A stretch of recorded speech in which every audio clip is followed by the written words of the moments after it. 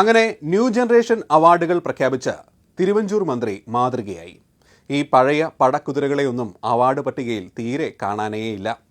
ഈ സിനിമാക്കാർക്കിടയിലെ അബ്ദുറബ്ബാണ് തിരുവഞ്ചൂരെന്നും മത്സരിച്ച എല്ലാവർക്കും വാരിക്കോരി കൊടുത്തിട്ടുണ്ടെന്നും ചില ദോഷൈക ദൃക്കുകൾ പറഞ്ഞു പരത്തുന്നുണ്ട്.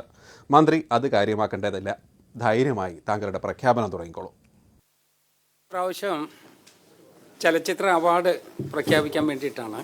ഈ അവാർഡ് പ്രഖ്യാപനം മുഴുവനായി ഞങ്ങളിവിടെ കാണിക്കുന്നില്ല, കാരണം അതിന് മാത്രമുള്ള സമയമില്ല. എന്നാലും അവാർഡ് പ്രഖ്യാപനത്തിലെ ഏറ്റവും പ്രസക്തമായ ഭാഗങ്ങൾ പ്രേക്ഷകർക്ക് വേണ്ടി നമ്മളിവിടെ കാണിക്കുകയാണ്. ഈ മികച്ച ഹാസ്യ നടനുള്ള പുരസ്കാരം എടുത്തു കളഞ്ഞത് എന്തുകൊണ്ടും നന്നായി. അല്ലെങ്കിൽ ഈ വാർത്താ സമ്മേളനം കഴിഞ്ഞ ഉടനെ മന്ത്രിക്ക് ആ അവാർഡ് കൊടുക്കേണ്ടി വരുമായിരുന്നു. സംശയമുണ്ടെങ്കിൽ കണ്ടു നോക്കൂ. മികച്ച നടി ന്യൂസിയ നസീം, നസ്രിയ നസീം. പണ്ഡിതനാണെന്ന് തോന്നുന്നു, അർത്ഥം പറഞ്ഞൊന്നും കേട്ടില്ലേ. ചിത്രങ്ങള് ഓം ശാന്തി ഓശാന, ബാംഗ്ലൂർ ഡേയ്സ്. മികച്ച പിന്നണി ഗായിക ശ്രേയ ഘോഷാൽ.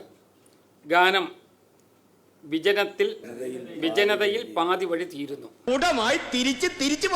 ചിത്രം ഹൗ ഓൾഡ് ആർ യു. മികച്ച ഗാനരചയിതാവ് OS ഉണ്ണികൃഷ്ണൻ. ഗാനം ഇത്ര പകലിനോട് ഒത്തുചേർന്നിടുമീ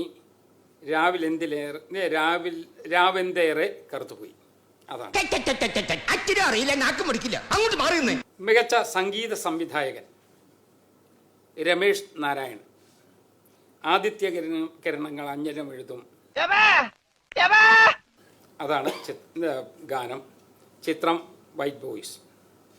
മികച്ച സംവിധായകൻ ബിജിബാൽ.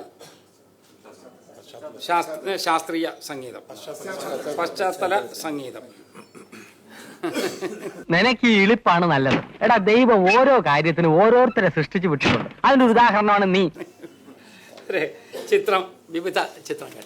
ഇതൊക്കെ എന്ത്? മികച്ച സ്വഭാവ നടൻ അനൂപ് മേനോൻ. 5000 രൂപയും ശില്പവും 50,000 രൂപയും ശില്പവും പ്രശസ്തി പത്രവും. നമ്മുടെ സിനിമാ മന്ത്രിയുടെ സിനിമയിലുള്ള അഗാധമായ പാണ്ഡിത്യം കണ്ട് ഇതെല്ലാം കണ്ടു നിന്നവരുടെ കണ്ണ് നിറഞ്ഞുപോയി എന്നാണ് അറിയുന്നത്. ഏതായാലും ഇതിപ്പോൾ മലയാള സിനിമ അവാർഡായത് ഭാഗ്യം. വല്ല ദേശീയ അവാർഡുമായിരുന്നെങ്കിലോ എന്തൊക്കെ കാണേണ്ടി വരുമായിരുന്നു അല്ലേ.